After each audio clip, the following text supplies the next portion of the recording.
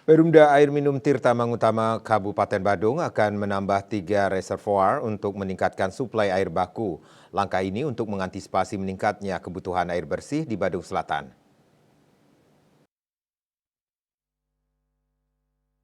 Direktur Utama Perumda Air Minum Tirta Mangutama Kabupaten Badung Wayan Suyase mengatakan, kebutuhan air bersih terus meningkat seiring pertumbuhan masyarakat dan akomodasi wisata di Badung Selatan, khususnya di Kecamatan Kuta Selatan. Kondisi ini perlu diantisipasi dengan penyediaan sumber air baku. Karena itu, pihaknya menyiapkan 3 unit reservoir tambahan sebagai cadangan suplai air.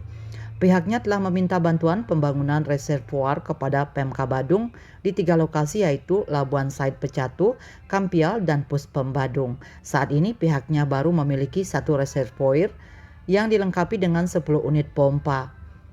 Itu dirasa belum mampu mengakomodir kehandalan suplai air di wilayah itu yang memiliki kontur perbukitan. Pengadaan reservoir akan diajukan ke Pemka Badung tahun 2024. Bali Pos melaporkan.